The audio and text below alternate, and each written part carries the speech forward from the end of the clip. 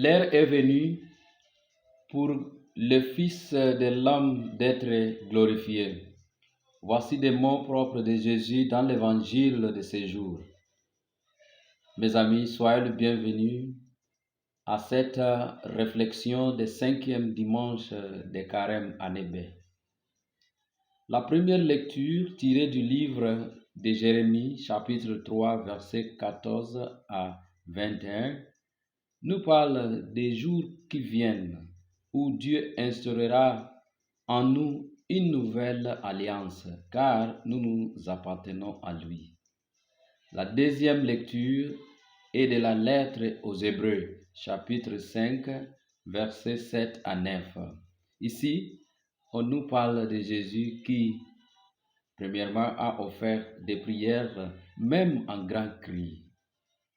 Deuxièmement, Jésus qui a obéi son Père par ses souffrances. Troisièmement, Jésus qui a donné sa vie pour que tout le monde soit sauvé. L'évangile de ces jours, c'est l'évangile selon Saint Jean, chapitre 12, versets 20 à 33.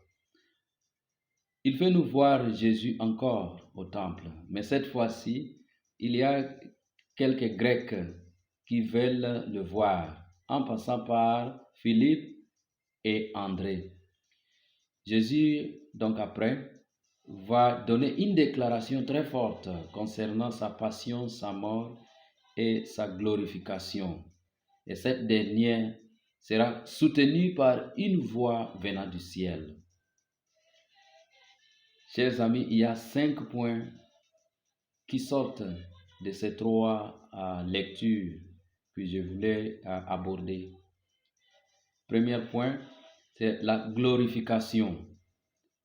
Le Seigneur déclare par la bouche de Jérémie, « Voici venir des jours. » Et Jésus va également déclarer, « L'heure est venue pour que le Fils de l'homme soit glorifié. » Le temps est très fort pour Jésus. Et donc, c'est lui ici qui auparavant disait que son heure n'est pas encore arrivée. Voici aujourd'hui, il dit que l'heure est arrivée. En quoi consiste cela? L'heure de Jésus qui est arrivée, c'est l'heure de prendre la route pour être crucifié sur la croix. C'est ça sa glorification. D'ailleurs, la croix de Jésus devient sa siège de gloire. Ainsi, nous pouvons attacher cela avec deuxième station, Jésus chargé de sa croix, et même 11e et 12e station où Jésus qui est cloué sur la croix va mourir sur la croix. Mon ami, quand tu as eu la promotion, quand la société te donne des responsabilités, tu es père, tu es mère, tu es l'enfant de ta famille, tout cela sont des responsabilités, sont des moments de gloire. Mais derrière, il y a une croix que tu dois porter comme Jésus porte sa croix. Et cette croix-là, c'est ça le siège de ta glorification. Deuxième point, adoration. Nous voudrons voir Jésus, demandent ces Grecs qui sont montés à Jérusalem pour adorer le Seigneur au temple. Donc la vraie adoration, c'est de voir Jésus, c'est de contempler Jésus. Ce n'est pas simplement voir avec les yeux physiques, mais voir avec l'œil de la foi. Et donc, nous pouvons attacher cela avec la 4e station. Jésus rencontre sa mère. Cette rencontre a eu un regard très pénétrant et donc contemplation. Mon ami, est-ce que tu as le temps pour adorer le Seigneur en le voyant? Troisième point, intercession. Philippe et André vont maintenant dire à Jésus qu'il y a des Grecs qui ont besoin de le voir. Et donc ici, nous voyons le pouvoir d'intercéder pour les autres. D'ailleurs, le peuple juif sont des médiateurs entre nous les hommes et Dieu. Il y a d'autres médiateurs. Par exemple, nous pouvons attacher ce troisième point avec la première station où Jésus est condamné à mort. Et mais pourquoi? Parce qu'il est médiateur. Il intercède entre nous les hommes et Dieu. Et cinquième station, Simon de Cyrène aide Jésus à porter sa croix. Nous voyons ce qui nous aide dans la vie. Il intercède pour nous dans la vie.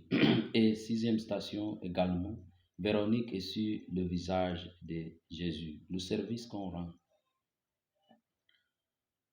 Quelle est l'importance des parrains, marraines dans ta vie?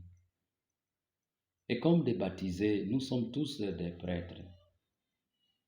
Nous partageons un sacerdoce commun et donc nous pouvons prier pour les uns les autres. Quatrième point, c'est la passion ou bien le service, ce qu'on peut aussi dire le sacrifice.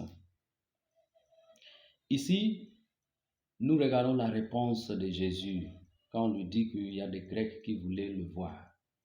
Voilà, il va répondre, si le grain de blé tombé en terre ne meurt pas. Il va aussi donner une réponse comme on doit attendre son élévation qui est déjà là de la terre et tout le monde sera attiré en lui. Et même il va dire qu'au fond de lui, il est bouleversé. Imaginez-vous, c'est lui qui avait encouragé ses disciples, Jean chapitre 14, verset 1 à 6. Ne soyez pas bouleversés. Mais lui-même, il est bouleversé. Il est vrai Dieu et vrai homme. Donc, avec ces points de la passion, nous pouvons attacher troisième, septième et neuvième station. Donc, vous connaissez Jésus qui tombe 3 fois sur sa route vers sa glorification. Et même 10e station, Jésus dépouillé de ses vêtements. Quelle souffrance, quelle nudité devant l'humanité, quelle humilité, quel bouleversement d'ailleurs. Dernier point, assurance. La voix du ciel a dit, quand Jésus donnait la réponse, la voix du ciel a dit, je les glorifierai. C'est-à-dire, il va glorifier son nom. C'est Dieu qui parle. Je les glorifierai encore. Il avait déjà glorifié son nom. En Jean chapitre 11, verset 4. Quand Jésus va dire que la maladie et la mort de Lazare sont pour la glorification de Dieu lui-même, sont pour la gloire de Dieu. Et donc, l'assurance nous donne la confiance, la liberté contre le doute. On ne doutera plus. Ainsi, ces points, nous pouvons attacher à la 8e station du chemin des croix. Jésus console les femmes de Jérusalem. Elles pleuraient. Jésus va les conforter, va les donner la confiance. Et toi et moi, est-ce que nous sommes vraiment assurés que nous sommes des fils et des filles de Dieu, malgré les difficultés que nous pouvons subir? Et donc voilà, en ce moment ici de carême, que Dieu puisse nous donner sa grâce, afin que nous puissions avoir confiance en lui et aussi en bien préparer pour la Pâque. Merci beaucoup et bon dimanche de carême. Merci. Que Dieu vous bénisse. Amen.